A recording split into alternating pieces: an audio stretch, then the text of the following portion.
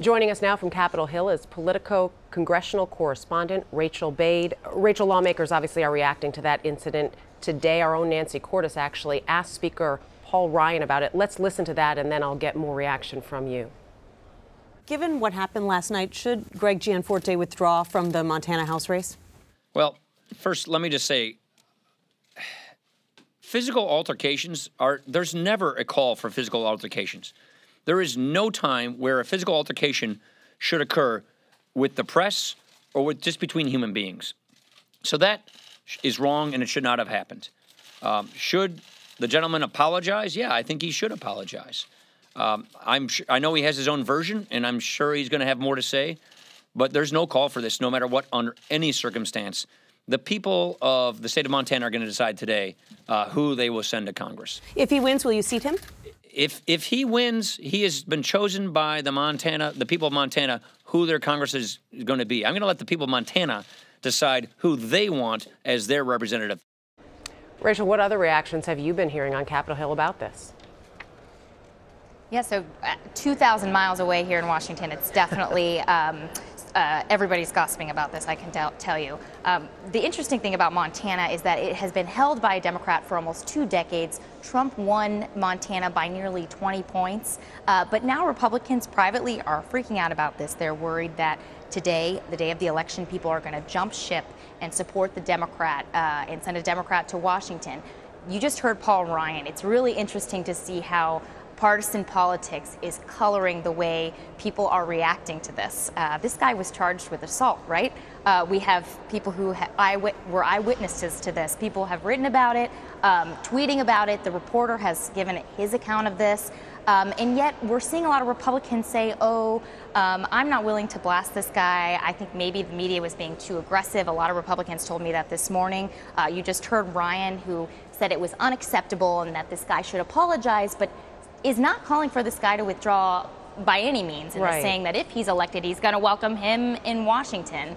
The final thing I would say is that the National Republican Congressional Committee, which funds elections obviously for Republicans, put out a statement saying something along the lines of, this was not the character, this is not the guy we know, he made a mistake, but the election should be about more than this one incident. I just think that partisan politics is really coloring the way people are reacting to this. I mean, this is a guy, like I just said, we've seen people talk about this. People who were there and witnessed this are speaking out about it, and yet people are not willing to blast it here in Washington. Well, so it's interesting. Yeah, and also, though, right there, we know that there's also early voting going on. I think I saw the number about 37% already in. I want to sort of go to that idea, though. You mentioned this idea that they significantly in favor of Donald Trump at the time of the election. This is a red state.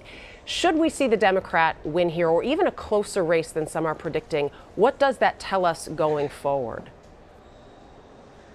Yeah, I mean, I think it just speaks to, if a Republican wins this, in spite of what happened last night, I think that, it shows that Trump actually is still carrying a lot of Republican districts that are now considered swing areas. I mean, Democrats have narrowed in on this race considerably more than Republicans would have liked.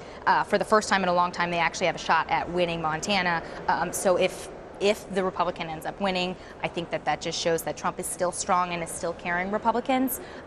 Even though people have done a lot of early voting in Montana, people can actually register the day of in Montana. So we might see people who otherwise would not have turned up at the polls come out because of this incident and register to vote and vote right then and there. So that could change things as well. I think going into tonight, we're not sure what to expect.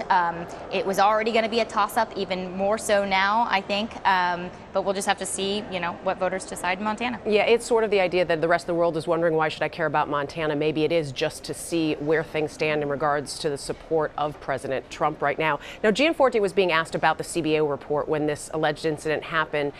What does that say about the high stakes surrounding that health care debate we have going on? Oh, the CBO score, which came out yesterday, was very damning to the Republican health care bill. Basically, Republicans in the House passed this bill and promised that it would not hurt people with pre-existing conditions. Obviously, they campaigned on making sure people with pre-existing conditions are still okay under their Obamacare replacement. The CBO score came out and said specifically point blank that people with pre-existing conditions medical histories are going to be hurt by this plan. They're going to pay more. They might not even be able to afford insurance. They also put out something saying that because the bill gets rid of essential health benefits, which are basic requirements under Obamacare for insurance companies to provide, companies might be charging women up to $1,000 more for maternity care, which is just obviously not something that's going to play well back home for Republicans and Democrats, obviously. So this is a very contentious issue on the Hill right now, which is why reporters are asking candidates around the country about what they think of the Republican bill.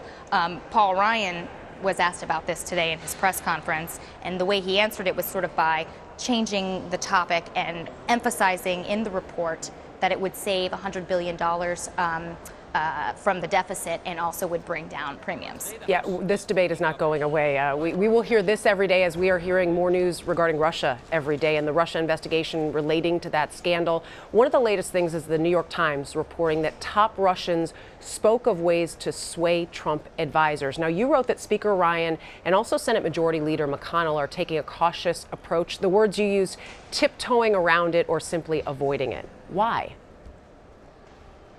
Absolutely.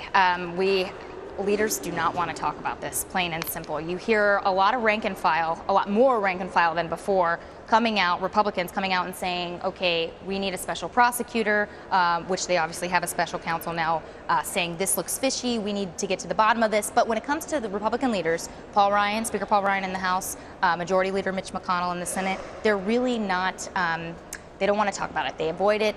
As you mentioned, tiptoe around it. They're not blasting the president for coming out and admitting, for example, that he fired the FBI director to try to get the Russia investigation to go away, which a lot of people would, let's face it, if this was a Democratic administration and this happened, they would be using the words impeachment right now. So what I think is particularly interesting about this is McConnell has always taken this approach, like no drama McConnell is what they call him. He doesn't like talking about this stuff. But for Paul Ryan, this shift is significant because he has sort of been the Republican moral authority on a lot of issues. When it came to Trump, he often criticized him on the campaign trail. But now he's sort of having this, like, he's taken this reaction approach to this. So he is not out blasting the president. He's waiting. He's saying there's an investigation ongoing. And so we're left with two leaders who, you know, are not doing much to push back on Trump. Rachael Bade with all that's going on Capitol Hill today. Rachael, thank you. Thank you.